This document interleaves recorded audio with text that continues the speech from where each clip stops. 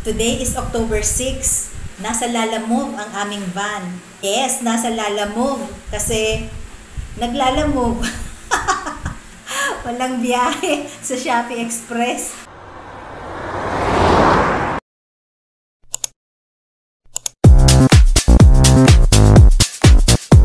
Simula nung Miyerkules, Huwebes o Biyernes na ngayon, hindi kami nabigyan ng biyahe ni Shopee Express. Hay nako, ang daming ganap talaga itong itong nakaraang buwan ng September. Unang-una, maganda naman yung nagbukas nga yung SOC 5, yung sorting center sa Calamba. Ang exit niyan ay Canlubang.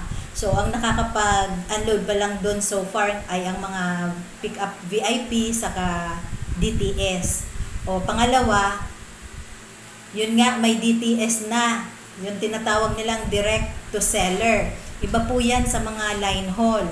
O, di ba po, meron tayo sa first mile, merong line haul, merong VIP, merong S-drop. Dati pa nga, merong HV or high value, pero biglang nawala na yan.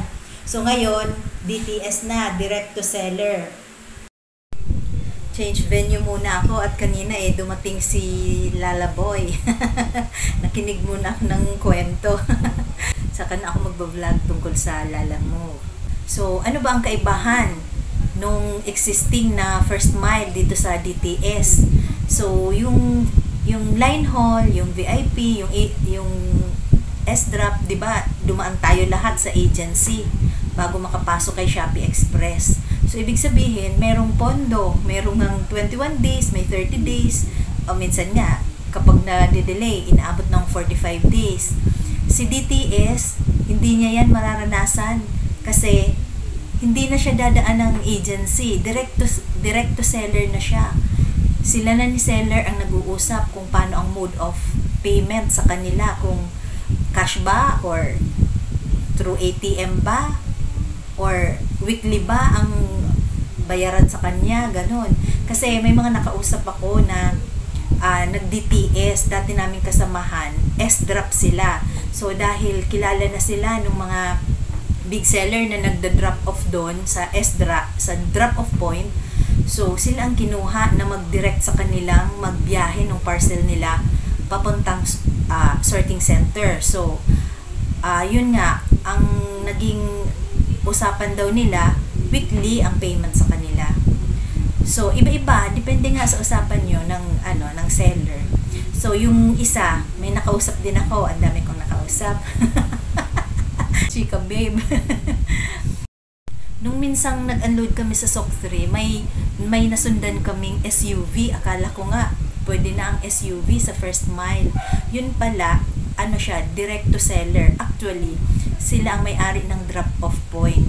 Ngayon, imbes na ibang kukontrata sila ng iba para mag-pick up ng kanilang parcel papunta sa sorting center, dahil may sasakyan naman siya, yun na ang ginamit nila, SUV. So, out nga ang agency dyan. Basta, dadalhin mo doon, bahala ka kung anong klase ng sasakyan mo. So, nakita ko na parang nasa 400 plus lang yung parcel na dala niya. So, choice niya yun. 400 lang ang kinarga niya sa sarili niyang sasakyan.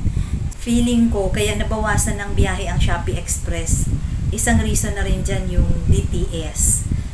Kasi unang-una, ang priority ni Shopee, yung own vehicle. Pangalawa, yung naka-dry list sa kanila. Saka pa lang yung mga on-call. Sa on-call na yan, meron dyang may mga fixed na VIP, hindi sila affected. So, kaming mga on-call talaga, mga backup, yun, nawawalan ng biyahe. Kaya nga kami ngayong week na to, dalawang biyahe lang. Yun lang, nung Lunes tsaka Martes. Kaya ayan, naglalamove kami. Saka ko ikukwento, saka ako magbablog ng experience namin sa Lalamove.